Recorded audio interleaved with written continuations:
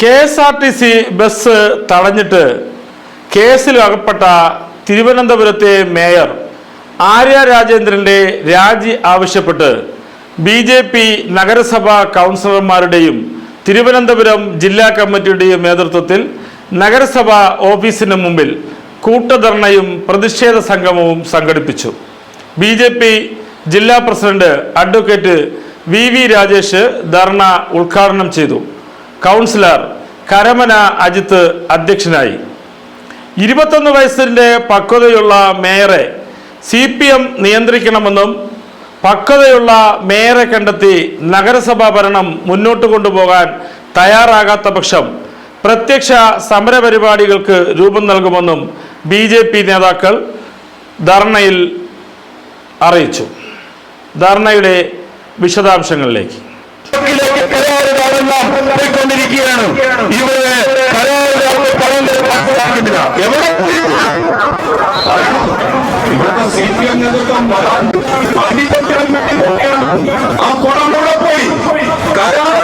പണം മുടക്കാൻ പറ്റാതെ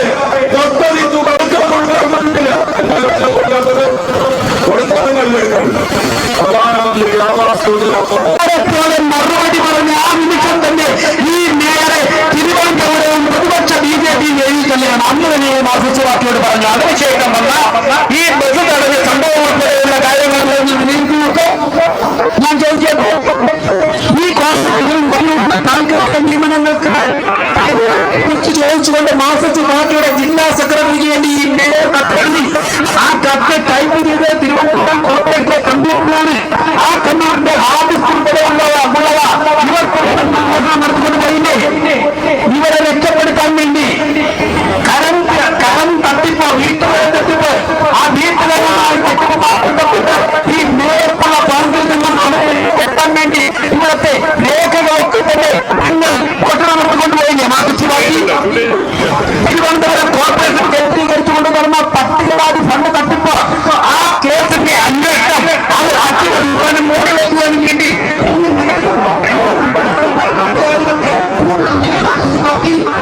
ഞാൻ ചോദിക്കട്ടെ, രാഷ്ട്രീയ ഭേദമില്ലാത്ത അഹങ്കാരം, ഹാസ്യം ഇതൊക്കെ മാത്രം മുഖമുദ്രയാക്കിയുള്ള ഒരു പാർട്ടി പ്രവർത്തനയ്ക്ക് വേണ്ടി ഒരു കോർപ്പറേഷന്റെ ഭരണം മുഴുവനും അട്ടിമറിക്കുവാനും തകിടം മറിക്കുവാനും മാർക്സിസ്റ്റ് പാർട്ടി തയ്യാറായതിന്റെ വലിയ വിലയാണ് ആ പാർട്ടിക്ക് കൊടുക്കേണ്ടി വരുന്നത്. മാർക്സിസ്റ്റ് പാർട്ടി എന്ത് വില കൊടുത്താലും ഞങ്ങൾക്ക് തർക്കമില്ല, നിങ്ങൾ എന്ത് വേണോ കൊടുത്താൽ. പക്ഷേ ഈ നാട് കൊടുക്കേണ്ടി വരുന്നത് 750 രൂപയ്ക്ക് ശമ്പളം കിട്ടുമെന്ന പ്രതീക്ഷയിൽ തിരുവനന്തപുരത്ത് നിന്ന് ആരംഭിക്കുന്ന ലോങ് ട്രിപ്പ് KSRTC ബസ്സുകൾ ഓടിക്കുന്ന ഡ്രൈവർമാർ ആ പാവങ്ങൾക്ക് പ്രതീക്ഷയാണ് 750 ശമ്പളം കിട്ടുമെന്ന്. ആ ഡ്രൈവർ അദ്ദേഹത്തിന്റെ ബസ് ചടങ്ങ് നേതൃത്വം ചോദിക്കുകയാണ്, എനിക്ക് ശമ്പളം കിട്ടുമെന്ന് സംസാരിക്കൂ. MLA-യോടും മേയറോടും പറയുന്നു, നിങ്ങളുടെ പാർട്ടിയോട് നിങ്ങളുടെ ഗവൺമെന്റിനോട് പറഞ്ഞിട്ട് എന്റെ ശമ്പളം തമ്മിൽ നിങ്ങൾ സംസാരിക്കൂ, നിങ്ങളുടെ ശമ്പളം തമ്മിൽ നിങ്ങൾ സാക്ഷ്യം കാണിക്കൂ. അത്തരത്തിലുള്ള ഒരു സാധാരണക്കാരനായ ഡ്രൈവർ വാഹനം പഠിക്കുന്നവരാണ്. എറണാകുളത്ത് തൃശ്ശൂർ വരെ സത്യത്തിൽ അനുഭവിച്ച ദിവസങ്ങളില്ല. കാരണം അത്രത്തോളം ട്രാഫിക് ബ്ലോക്കാണ് റോഡിൽ. ഹൈവേയിൽ മഴവടവന്ന് ഇടറോടുകയാണ്.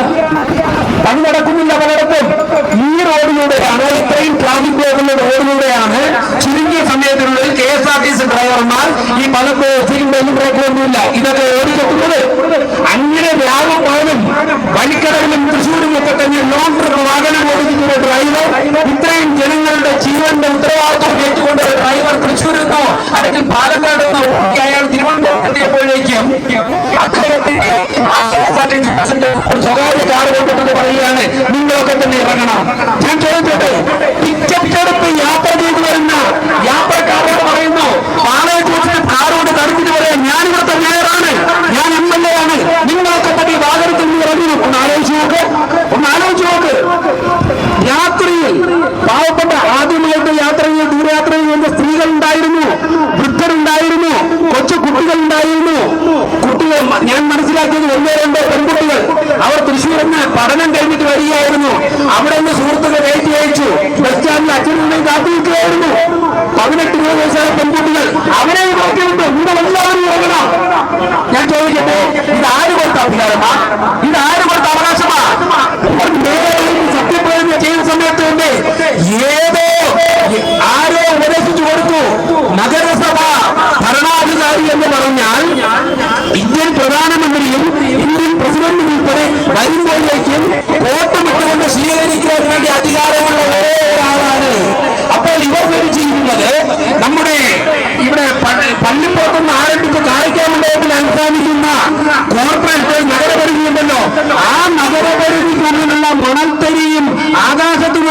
പറക്കുന്ന പക്ഷികളും ഇവിടെയുള്ള അന്തരീക്ഷവും വായുവും ഒക്കെ തന്നെ സകല ചരാചരങ്ങളും ഈ പ്രപഞ്ചത്തിലുള്ളത് എന്റെ കാഴ്ചയിലാണ് ധരിക്കുന്ന വിധിയായ ഒരു പെൺകുട്ടിയെ ചുമക്കേണ്ട ഗതികാരിലാണ് തിരുവനന്തപുരം കോർപ്പറേഷൻ എന്നുള്ള യാഥാർത്ഥ്യം നിങ്ങൾ മനസ്സിലാക്കണമെന്നാണ് എനിക്ക് പറയാനുള്ളത്. അവർ പറയുകയാണ്, ആ ഡ്രൈവറോട് ചോദിക്കുകയാണ്, ഞങ്ങളോടൊക്കെ താങ്കൾ ഇങ്ങനെയാണെങ്കിൽ സാധാരണക്കാരോടൊക്കെ എങ്ങനെയാണ്? ഞങ്ങളാരാ? ഈ ഞങ്ങളാരാ? അതായത് എനിക്ക് KSRTC ബസ്സിനെ കാറ് കൊണ്ടിട്ട് തടയുവാനുള്ള അധികാരം എനിക്കുണ്ട്, അവകാശം എനിക്കുണ്ട് എന്ന ഒരു ധാരണ ഇവരുടെ മനസ്സിൽ രൂപപ്പെട്ടു പോയി. മാർക്സിസ്റ്റ് പാർട്ടി മറുപടി പറയണം. നിങ്ങൾക്ക് അഴിമതി കാണിക്കാൻ വേണ്ടി, നിങ്ങൾക്ക് മാലിന്യം വിൽക്കുന്നതിന് അഴിമതി കാണിക്കാൻ വേണ്ടി, നിങ്ങൾക്ക് പൊതുവിനെ പിടിക്കുന്നതിന് അഴിമതി കാണിക്കാൻ വേണ്ടി, നിങ്ങൾക്ക് തെരുവുനായ പ്രശ്നത്തിൽ അഴിമതി കാണിക്കാൻ വേണ്ടി, നിങ്ങൾക്ക് വീട്ടുകാരെ വെട്ടിയെടുക്കാൻ വേണ്ടി, നിങ്ങൾക്ക് കുടിവെള്ള പ്രശ്നത്തിൽ അഴിമതി കാണിക്കാൻ വേണ്ടി, നിങ്ങൾ ഇത്തരമുള്ള ഒരു അഹങ്കാരിയെ കുറിച്ച് നേരാക്കി ഈ നഗരത്തിലെ ജനങ്ങളുടെ മാത്രമല്ല ഈ നഗരത്തിലൂടെ യാത്ര ചെയ്യുന്ന സകല ജനങ്ങളുടെയും ജീവിതത്തിന് തടസ്സമുണ്ടാക്കുന്നത് നിങ്ങൾ മറുപടി പറയണം. 2015 കൊടുത്തതാണ് 1000 കോടി രൂപ. തിരുവനന്തപുരം സ്മാർട്ട് സിറ്റി ഗവൺമെന്റ് 2015 കൊടുത്താണ് 1000 കോടി രൂപ. 1-2 വർഷം കൊണ്ട് പണി പൂർത്തിയാക്കണം. ഞാൻ ചോദിക്കട്ടെ, തിരുവനന്തപുരത്തെ റോഡുകളൊക്കെ തന്നെ കുത്തിപ്പൊളിച്ചിട്ട് എത്ര കാലമായി? എന്തുകൊണ്ട് പൂർത്തിയാകുന്നില്ല? ഇതിന്റെ കോൺട്രാക്ട് കൊടുത്തത്, ആദ്യം കോൺട്രാക്ട് കൊടുത്തത്, രണ്ടാമത് കോൺട്രാക്ട് കൊടുത്തത് ഒരു പെട്ടിക്കടയോ കലിന്റെയോ പോലും നിർമ്മിച്ചിട്ടില്ലാത്തവർക്കാണ്, ഒരു പക്വതയും ബാധകയില്ലാത്തവർക്കാണ്. അവർ കോൺട്രാക്ട് മേടിച്ചെടുത്തു. CPM-ന്റെ നേതാക്കന്മാർക്കും നഗരസഭയിലെ ഭരണാധികാരികൾക്കും കമ്മീഷൻ കൊടുത്തു. എന്നിട്ട് അവർക്ക് JCB ഇല്ല, ടിപ്പറില്ല, താരമി ചെയ്യുന്ന ഇന്ധനമില്ല, റോഡ് കുഴിക്കാനുള്ള ഉപകരണങ്ങളില്ല. കാരണം അവർ കൈപോലും നിർമ്മിച്ചിട്ടില്ല. പക്ഷേ 30-40% കമ്മീഷൻ CPM-ന്റെ നേതാക്കന്മാർക്ക് നഗരസഭയിലെ ഭരണാധികാരികൾക്ക് കൊടുത്തു. തകടം മറിഞ്ഞില്ലേ? തിരുവനന്തപുരം നഗരസഭയിൽ താളം തെറ്റാത്ത എന്താ ഉള്ളത്? തകടം മറിയാത്ത എന്താ ഉള്ളത്? ഞാൻ മനസ്സിലാക്കുന്നത് അതിനുശേഷം വേറെ വന്നിട്ട് ഈ സഹിക്കാൻ കഴിയാതെ വന്നിട്ട് പിന്തുണ നേടുകയാണ്. എന്ത് അപമാനകരമാണ്. ഇവിടുത്തെ ഉദ്യോഗസ്ഥർ പറയുകയാണ്, നിങ്ങൾ എനിക്ക് അനുകൂലമായി പ്രകടനം നടത്തണം. ആലോചിച്ച് നോക്ക്, ഞാനൊരു തോന്നാസം കാണിച്ചു, കൈയുടനെ പിടിക്കപ്പെട്ടു. ഞാനും എന്റെ ഭർത്താവും മഗ്നരായിട്ട് സമൂഹത്തിന്റെ മുമ്പിൽ രാഷ്ട്രീയമായി മഗ്നരായി നിൽക്കുകയാണ്. എല്ലാവരും നിങ്ങളെ ശപിക്കുകയാണ്, എല്ലാവരും നിങ്ങളെ ആക്ഷേപിക്കുകയാണ്. അതുകൊണ്ട് നിങ്ങൾക്ക് കൂടി വന്നിട്ട് എനിക്ക് പിന്തുണ അർപ്പിച്ച് പ്രകടനം നടത്തി എന്നെ നിങ്ങൾ സഹായിക്കണം എന്ന് പറഞ്ഞു. പല ഉദ്യോഗസ്ഥരും അതിന് തയ്യാറായില്ല. അടുത്ത നടപടി എന്താണെന്നറിയോ? രാവിലെ വന്നിട്ട് അറ്റൻസ് ബുക്ക് വാങ്ങിക്കും. എന്നിട്ട് പറയുന്നു 10-20 ആകുമ്പോഴേക്കും എല്ലാവരുടെയും അറ്റൻസ് മാറ്റിയത് എനിക്ക് വാട്സാപ്പിൽ അയച്ചു തരണം. ഞാൻ ചോദിക്കട്ടെ, തലേ ദിവസം വരെ എന്താ ചെയ്യാത്തത്? തലേ ദിവസം വരെ എന്താ ചെയ്യാത്തത്? കരാറുകാരെ വിളിച്ച് പറയുകയാണ്, എനിക്ക് അനുകൂലമായി പ്രകടനം നടത്തണം. ഞാൻ കാണിച്ച തോന്നിയാസത്തിനെതിരായിട്ട് അനുകൂലമായിട്ട് പ്രകടനം നടത്തണം. എന്റെ ബന്ധുക്കൾ കാണിച്ച തോന്നിയാസത്തിന് അനുകൂലമായിട്ട് പ്രകടനം നടത്തണം. അല്ലെങ്കിൽ നിങ്ങളുടെ ബില്ല് തരില്ല. കരാറുകാരോട് ഈ കരാറുകാർ പണി നടത്തിയിട്ട് ബില്ലിനെ പറയുക, എനിക്ക് അനുകൂലമായിട്ട് നിങ്ങൾ പ്രകടനം നടത്തണം.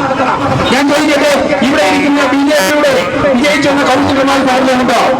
ഇവരുടെയൊക്കെ തന്നെ വാർഡുകളിലെ വർക്കുകൾ നടന്നു കഴിഞ്ഞാൽ അതുമായി ചെല്ലുമ്പോഴേക്കും പല ബില്ലും പറഞ്ഞു വയ്ക്കുന്നു, പല വർക്കുകളും സാങ്ഷൻ ആക്കുന്നില്ല. ഒരു ശത്രുവിനോട് പെരുമാറുന്നത്. ഈ നഗരത്തിലെ 1000-വും 2000-വും ഭൂരിപക്ഷം വാങ്ങിച്ചാണ് വാർഡുകളിൽ നിന്നും ഇവരൊക്കെ തന്നെ തെരഞ്ഞെടുക്കപ്പെട്ടിരിക്കുന്നത്. അവരൊക്കെ ചെല്ലുമ്പോഴൊക്കെ തടഞ്ഞു വയ്ക്കുന്നു. നടുറോഡിൽ സർക്കാർ ബസ്സിന് മുന്നിൽ, സർക്കാർ ഉദ്യോഗസ്ഥന്റെ മുന്നിൽ ഈ ധാർഷ്ട്യം കാണിക്കുന്ന വ്യക്തി ഇവിടുത്തെ ഉദ്യോഗസ്ഥരോട് എങ്ങനെയായിരിക്കും പെരുമാറുന്നത്? സഹപ്രവർത്തകരോട് എങ്ങനെയായിരിക്കും പെരുമാറുന്നത്? അങ്ങനെ ഒരു വ്യക്തിയെ ചുമക്കേണ്ട ഗതികേട് മാർക്സിസ്റ്റ് പാർട്ടി ഈ നഗരത്തിന് സംഭാവന ചെയ്തു, സമ്മാനിച്ചു എന്നുള്ളിടത്താണ് മാർക്സിസ്റ്റ് പാർട്ടി മറുപടി പറയേണ്ടത്. ഞാൻ ദീർഘിപ്പിക്കുന്നില്ല. എന്റെ സഹപ്രവർത്തകർ സംസാരിച്ചിട്ടുണ്ട്. ഇനിയും നിരവധി പേർ സംസാരിക്കുമെന്നാണ് ഞാൻ പ്രതീക്ഷിക്കുന്നത്. സുഹൃത്തുക്കളെ, കേരളം ലജ്ജിക്കുകയാണ്. കേരളം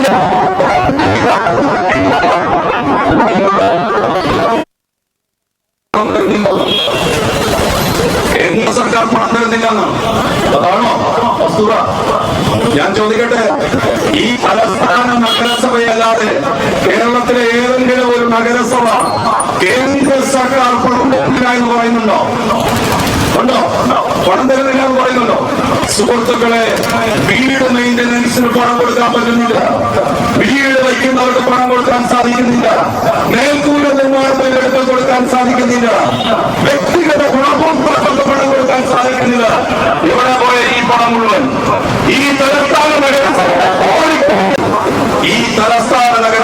ഞങ്ങളെല്ലാം അനുഭവിക്കുന്ന പ്രശ്നങ്ങൾ, പ്രയാസങ്ങൾ, സമ്മർദ്ദങ്ങൾ ചെറുതായിട്ടല്ല.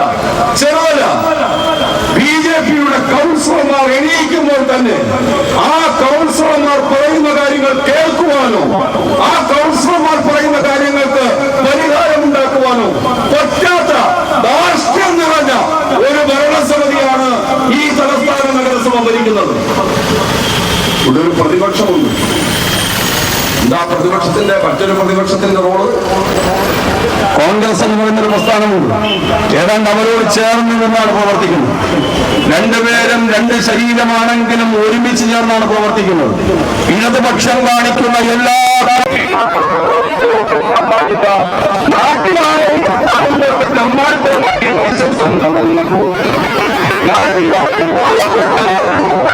പോകുമ്പോൾ നിങ്ങൾക്ക് സൈനികരുടെ പേരിൽ നിങ്ങൾ നിങ്ങൾക്ക് ആരാധിയാവുന്നത് അപ്പോൾ വേറും MLA നിങ്ങൾക്ക് എന്തും കാണിക്കാത്ത ലൈസൻസ് ആണ് നിങ്ങളുടെ ചുമതല എന്നാണ് നിങ്ങൾ ഉണ്ടായിരിക്കുന്നത്. ആണോ? ഒരു MLA കൊണ്ടുകൊണ്ട് നാട്ടുകാരൻ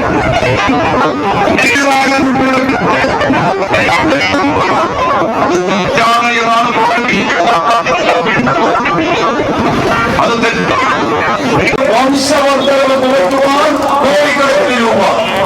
ഞാൻ ചോദിക്കട്ടെ, മാലിന്യ സംസ്കരണ പ്രശ്നം പരിഹരിക്കാൻ സാധിച്ചോ? നിങ്ങളെ കൊണ്ട് സാധിച്ചോ? മാലിന്യ സംസ്കരണം എന്നും ഒരു കീറോവൃത്തിയായി ഈ തലസ്ഥാന നഗരസഭയിൽ പരിഹരിക്കാൻ വേണ്ടി സാധിച്ചോ?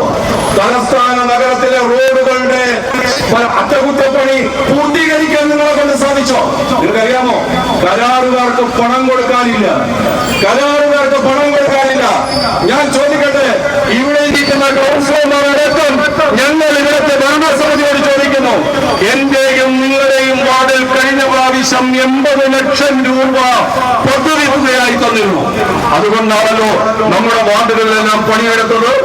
ആ പണി പൂർത്തീകരിച്ചോ?